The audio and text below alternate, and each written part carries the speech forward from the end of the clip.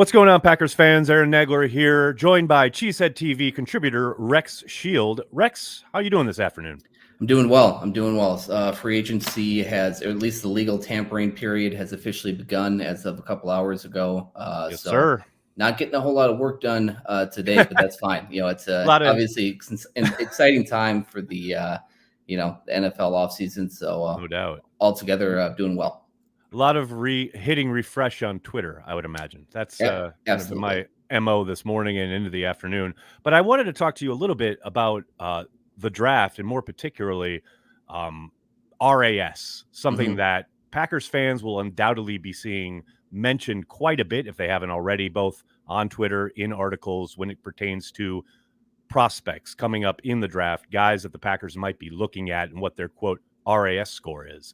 Real simply, because I know there's a lot of different kind of ways you can go about this, but what I wanted to talk about an article you wrote on CHTV regarding RAS and how it kind of pertains and zeroes in on some guys for the Packers, negatively and positively, for the 2024 draft.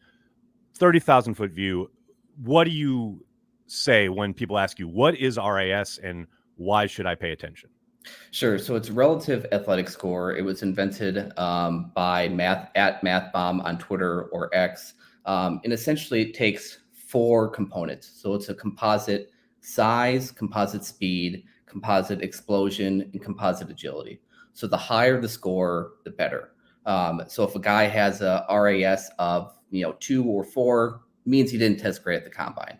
Inversely, if he tested, if he had a final RAS score of 9, 8, 10 is the top score. So obviously, the closer that a player or prospect gets to 10, the better off that he performed at the combine. And historically, again, from a 30,000 foot view, 13 of the 15 players that Goody has drafted since he's been at the helm have had an RAS score of at least 8.37. And the two exceptions are Josh Myers, who was drafted in the second round of the 2021 draft. He did not test at the combine. And then the other exception, and this deviated quite a bit, was Jane Reed. He had an RAS score of in the 6s. Obviously, that panned out. He had an outstanding rookie year last year. So far, so good. Yeah, he's doing okay. Right. We're on the right track in that regard. So it is not the end-all, be-all. So, for instance, Puka Nacua, who had close to 1,500 receiving yards last year. He had an RAS score of, I believe, like 5.95, somewhere in the 5s. So it's not necessarily if they test super high that means they're going to be a great NFL player. And conversely, if they test super low or kind of in the 5, 6 range, doesn't mean that they're going to be a bad player either. It's just an easy number for Packer fans in particular to identify. Yeah, that's a guy that the Packers might be looking at, or that might be a guy it's probably not on their draft board. And frankly, for me, I'm just a very simple fan at the end of the day. So it just is very easy to relate to. If I see a guy in green, okay, let's add him to the draft board. If I see a guy in red, he's off the draft board. I mean, let's be frank. Yeah, probably. I mean, from your vantage point, I mean, I think you touched on this in the article, but this isn't something the Packers use, right? It's Correct. Something that seems to align with how they look at draft prospects. Correct. Yeah, no offense to MathBomb. The Packers might be aware of it, but I am fairly confident, probably 99.9% confident that the Packers have their own methodology of determining athleticism. So, yeah, I would imagine that they might be aware of it, but surely they have their own in-house product.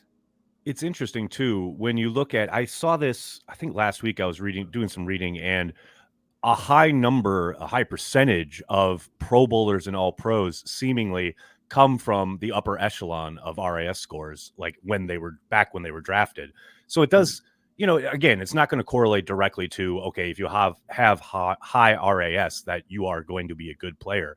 But athleticism helps. Let's call a spade, right? Like, you are playing a incredibly physical, but a game based on speed and agility and all the things that, they do test for at the combine.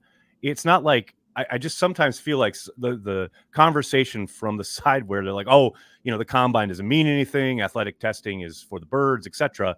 like there is some predictive quality to it as far as, yeah, you want great athletes. It's a Mhm. game where you have to be a great athlete to compete at the highest level. Without a doubt, yeah. I mean, it on that note as well. I was listening to a podcast last week in which Tom McShay was a guest, and he didn't really go into detail all that much to explain the why, but he said the number one predictor for offensive linemen was their 40 time. So the better 40 time, the better off that the offensive linemen Crazy. are going to be. So certainly, people who say, as you mentioned, that the combine doesn't matter and it's all a show. I mean, it does have some merit to it. I'll just say that. Yeah, no doubt about it. Let's get into a few of the guys that maybe helped or hurt themselves in regards to the potential for being drafted by the Packers. Coming off of the combine and looking at RAS, there was one prospect in particular who I really loved heading into the combine based on his tape. I thought great physical presence, a sure tackler, something that God knows they could use in Green Bay. But Mhm. Ennis Rakestraw was a player who I was really high on. And then coming Yeah, off of the combine, I got to admit, I think he's probably not even on their board. not great, not great. 4.54, 40. Ran a four, or the RAS was 4.79. I think that should have maybe just a slight asterisk next to it, not a big one. Mhm. He did say that he hurt his groin during the testing at some point. Um, I'm just going to give him the benefit of the doubt and believe him in that regard. But certainly, as it stands now, I think he's probably off the Packers draft board. Now, he is a self described physical player, and I know that the Packers defense wants to get much more physical on the outside next year. But as it stands right now, unless he just blows it away at his pro day, I think that's a guy that is probably moving down the Packers draft board, if not off entirely.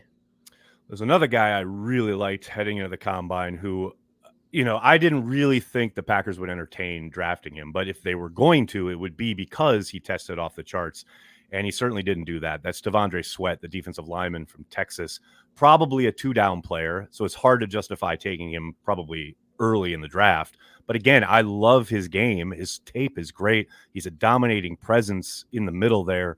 But again, probably taken off Green Bay's board given what we saw at the combine. Yeah, massive human being, just an absolute massive human being, elite size. I think I can't remember what the exact the weight was. I think it might have been like 366 or something, like 6'6", Around three, 366. yes, around there, Something like 364 maybe, that. something around there. Yeah. Yeah, won the Outland Trophy Award last year at Texas, 4.1. And that was a guy too, as you mentioned, that I thought could maybe sneak into being one of the early second round picks for the Packers. Obviously, they have 41 and 58, but the testing, I mean, poor speed, very poor explosion grade.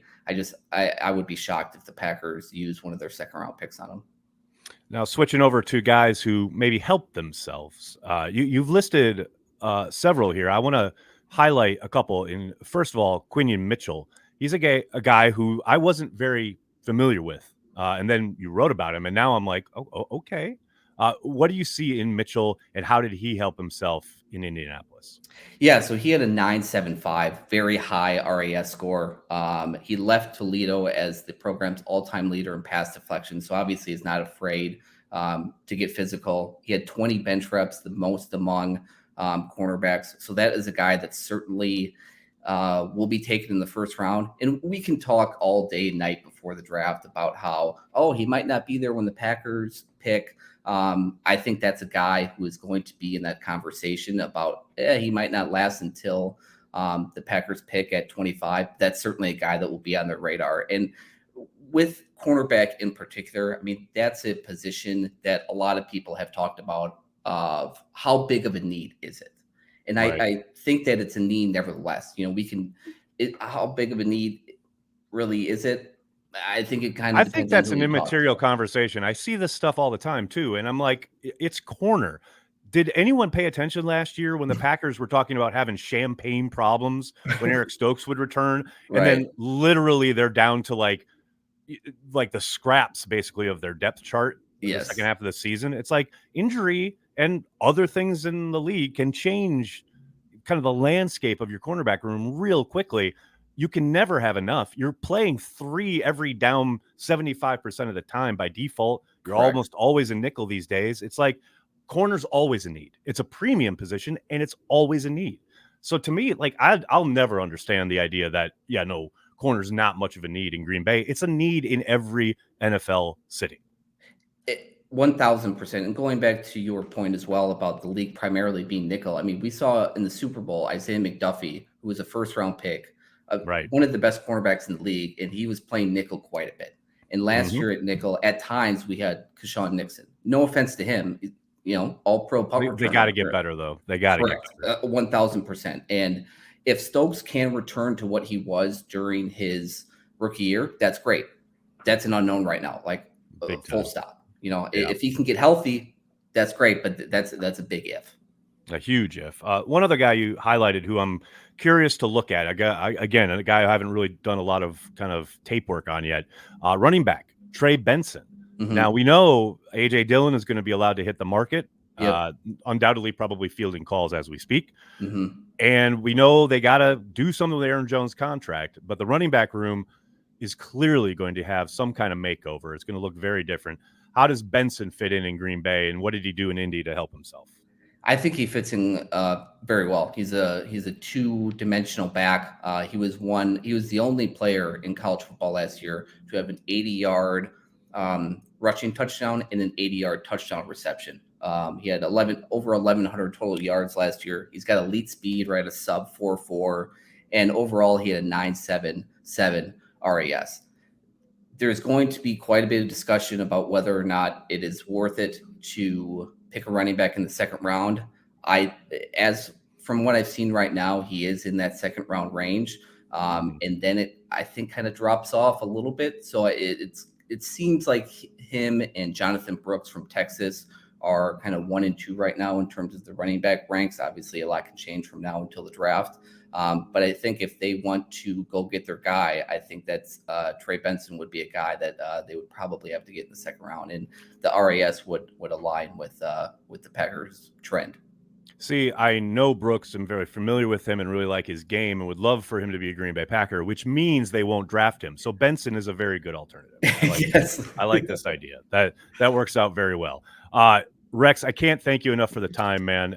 For anyone watching, listening, I have the link to Rex's article on CHTV in the description of this video on YouTube. Rex, thanks so much for the time, man. Thanks, Aaron, for having me. Appreciate it.